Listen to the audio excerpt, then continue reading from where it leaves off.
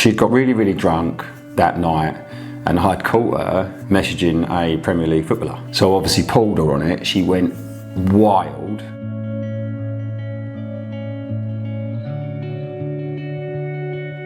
We were seeing each other all together 6 weeks, then we flew to Turkey. Everything with Kate moves real quick. Yeah, so like you're in, you get wrapped up in this whirlwind, all of a sudden you're there, you're together every day. And before I knew it, was going to Turkey and was having her teeth done. And yeah, then she broke her feet on that holiday. She'd got really, really drunk that night, and I'd caught her messaging a Premier League footballer. She was so she becomes very, very loose when she's drunk and very sloppy. And that's how I ended up catching her. So I obviously pulled her on it. She went wild. When I say wild, this was in the room. And she ran out of the room, down the escape hatch, or escape stairs, fire stairs, whatever you want to call them, across the reception of the hotel, straight out of the hotel car park. And it was an underground car park, so she never meant to do it. She was just running like a lunatic, and the ground disappeared below her, and she went off the edge. So we've only been seeing each other all together 6 weeks, whatever you want to call it. Kate will say that you're, 1 minute you're together and you're the best thing in the world, and then she'll justify it and flip it and say, well, I didn't even know if you liked me. I didn't even know if you wanted to be with me, blah, blah, blah. So rightly or wrongly, I gave her the benefit of the doubt. The next 9 months was actually the best time of our relationship, truthfully. I don't know if it's because she'd broke her feet and she was just unable. So what she does is she adapts to her environment. She needed me then. She needed to be looked after, didn't she? Carried, took everywhere. So she was wonderful. She was wonderful. I can't say she wasn't. But that was in a period of time where she was in need.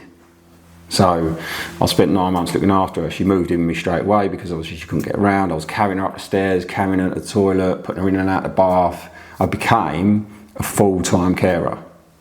Once that was all done and she healed, and she then became able to get out and go where she needed to go, when I think about it now, it all really went downhill from there, gradually.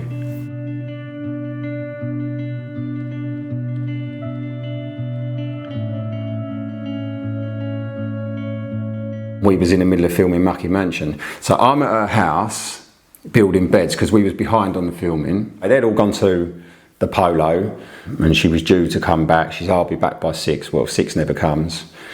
And I ended up leaving and going home. Got a message from her, 1:30 in the morning saying, I love you. Are you still at mine? I was like, no, I've gone home. I can't be having it. Blah, blah, blah. A few months went by. We carried on filming Mucky Mansion. So we ended up talking again, and we're going to work this out, and it's never going to happen again. Famous last words.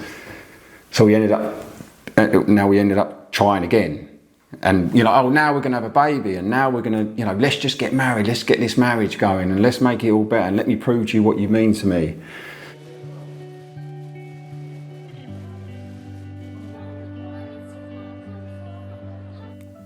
People had been messaging me like in that couple of month period, like sort of naming this guy, going, listen, she's been all over this fella, like she's been with him. So yeah, I'd gone to her house this particular day after Kieran had told me all about it, but she still denied it.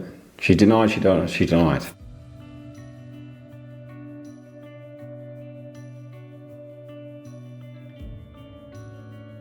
Well, he was going to the boxing match, and because she wanted to be near him or whatever, she ended up going as well, yeah? So he's now staying at her house. I'm banished from the house again.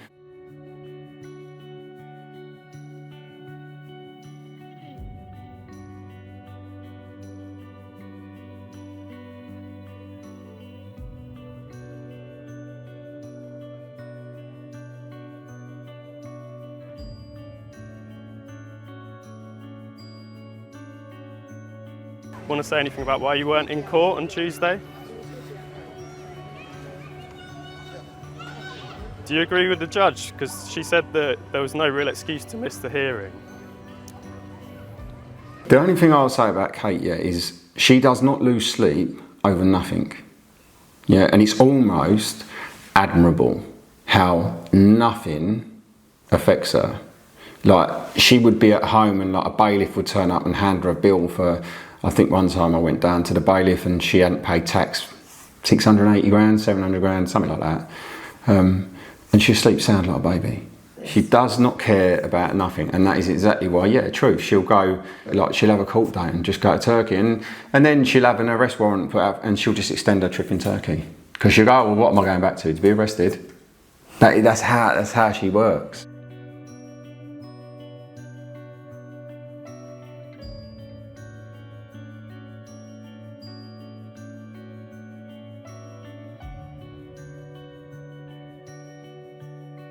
What she does, she gets into series and stuff like that, and she got into this Married at First Sight. I weren't really watching it, to be truthful. And he was in and out of the telly, and she'd asked me, I do remember now, she'd said to me, oh, do you know this Essex boy? And I said, looked up and said, no, I ain't got a clue, like, because obviously it's quite local. Right, well, little did I know, what she's doing is she's lining up the next geezer while watching it with me. I was absolutely traumatised, absolutely full-on traumatised. I was weak, my head was gone. It was a shadow of myself. I didn't recognise myself. My friends didn't recognise me. I was depressed. And it was all just because I loved her so much. I wanted everything, I'd do anything to make it work. She'll never be happy. I pray to God that she is, because she's got 5 lovely kids and they need their mum. Yeah, and I'm sure they would really appreciate her to be happy.